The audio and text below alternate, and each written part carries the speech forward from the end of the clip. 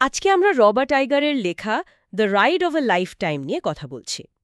মানে এটা তো শুধু ডিজনির সিইও হিসেবে ওর ১৫ বছরের একটা স্মৃতিকথা নয়। ঠিক। এটা আসলে ডিজনিকে আজকের এই জায়গায় আনার, মানে এই বিনোদন সাম্রাজ্যে পরিণত করার একটা জীবন্ত দলিলও বলা যায়। হ্যাঁ, আর আমাদের কাছে রবার্ট এগারের ডিজনি সাফল্যের নেপথ্যে কাহিনী নিয়ে কিছু বিশ্লেষণও আছে। তো চলুন, এই যে বিশাল জার্নিটা, এর পেছনের মূল বিষয়গুলো একটু ঘুরে দেখি। অবশ্যই।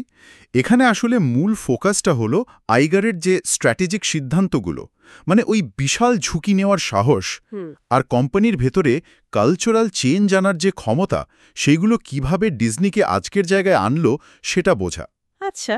বইটা তো আসলে ওর পুরো ৪০ বছরের অভিজ্ঞতা, বিশেষ করে সিইও হিসেবে কাটানো ওই ১৫টা বছর, সেখান থেকে নেওয়া শিক্ষা। বইটা শুরু হচ্ছে একদম 70-র দশকে, তাই না? যে যখন উনি একজন খুবই সাধারণ স্টুডিও কর্মী ছিলেন। হ্যাঁ, সেখান থেকে শুরু। আর শেষ হচ্ছে একেবারে এখনকার ডিজনির যে অভাবনীয় সাফল্য সেটা দিয়ে। এর মাঝে কত কি ঘটে গেল, পিক্সার, মার্ভেল, লুকাস ফিল্মের মতো বড় বড় কেনাকাটা, বিশাল সব অধিগ্রহণ, ডিজনি প্লাস চালু করা, যুগান্তকারী সব ঘটনা।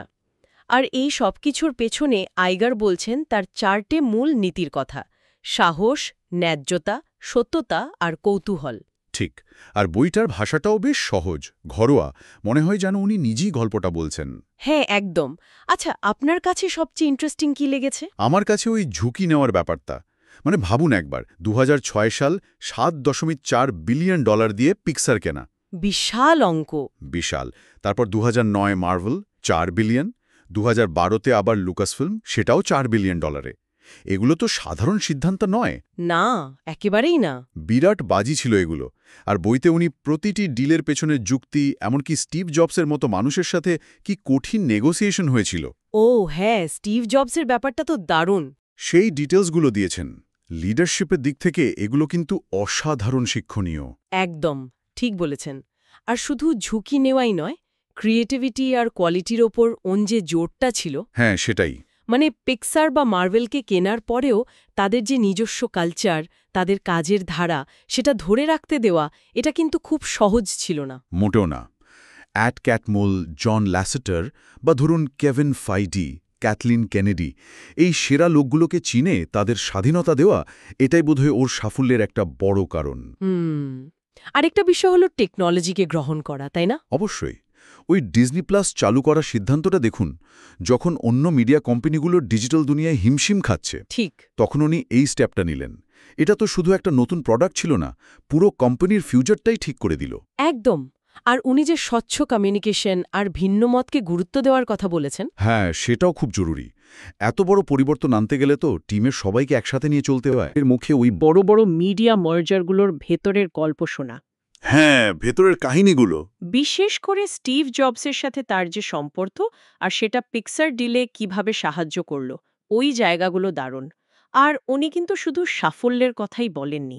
না না, ভুলও স্বীকার করেছেন। হ্যাঁ, নিজের কিছু ভুল, যেমন শুরুতে ডিজিটাল স্ট্রিমিংয়ের প্রভাবটা ঠিক বুঝতে না পারা, এই সততাটা বইটাকে আরও বিশ্বাসযোগ্য করে তুলেছে।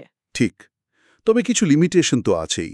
যেহেতু বইটা লেখার সময় উনি সিইও ছিলেন, হ্যাঁ, সেটা একটা ব্যাপার। তো স্বাভাবিকভাবেই সাফল্যের দিকগুলোই বেশি হাইলাইটেড। পর্দার আড়ালে জটিলতা বা ধরুন ব্যর্থতার বিশ্লেষণ, সেগুলো হয়তো ততটা গভীরে গিয়ে করা হয়নি। আচ্ছা, যেমন যেমন ধরুন, এতগুলো আলাদা কালচারের কোম্পানি একসাথে আসার পর সৃজনশীলতার সংঘাত বা কালচার মেশানোর যে চ্যালেঞ্জগুলো, সেগুলো নিয়ে বিস্তারিত আলোচনা নেই। বুঝতে পারছি। আর দৈনন্দিন ম্যানেজমেন্টের খুঁটিনাটি, হ্যাঁ, ওই বাজেট বা ওয়ার্কফ্লো ম্যানেজমেন্টের মতো অপারেশনাল দিকগুলো একটু কম আলোচিত। ফোকাসটা বেশি স্ট্র্যাটেজিক সিদ্ধান্তের দিকে।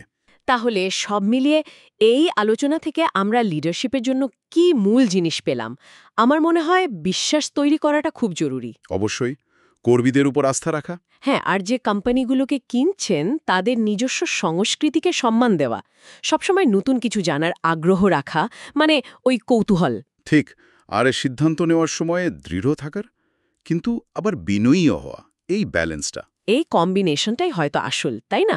ঝুঁকি নেওয়া আর একই সাথে মানুষের ক্রিয়েটিভিটিকে বাঁচিয়ে রাখা। একদম। এটাই আইগারের লিডারশিপকে আমার মনে হয় ইউনিক করেছে। সব মিলিয়ে রবার্ট আইগারের এই বইটা কিন্তু শুধু একজন সিইওর গল্প নয়, এটা ডিজিটাল যুগে কিভাবে বদলাতে থাকা পরিস্থিতির সাথে মানিয়ে নেতৃত্ব দিতে হয় তার একটা দারুণ গাইড। হ্যাঁ, একটা ভিশনারি লিডারশিপের উদাহরণ। গল্প বলা আর ম্যানেজমেন্ট লেসন দুটোই আছে। জটিল পরিস্থিতিতে পরিবর্তন আনার জন্য এটা সত্যিই একটা মূল্যবান বই। আলোচনা শেষ করার আগে একটা প্রশ্ন মাথায় আসছে। এই যে আইগারের নীতিগুলো, ঝুঁকি নেওয়া, কালচারকে সম্মান করা, এগুলো মিডিয়া বা এন্টারটেনমেন্টের বাইরে, ধরুন অন্য ইন্ডাস্ট্রি, যেমন ধরুন হেলথ কেয়ার, এডুকেশন বা হয়তো ক্লাইমেট টেক, যেখানে খুব দ্রুত টেকনোলজিক্যাল বদল আসছে, সেখানে এগুলো কতটা খাটবে? হ্যাঁ, সেখানে এই নীতিগুলো কতটা প্রাসঙ্গিক হতে পারে এটা নিয়ে কিন্তু ভাবা যেতে পারে। Interesting point. এটা সত্যিই ভাবার মতো একটা বিষয়।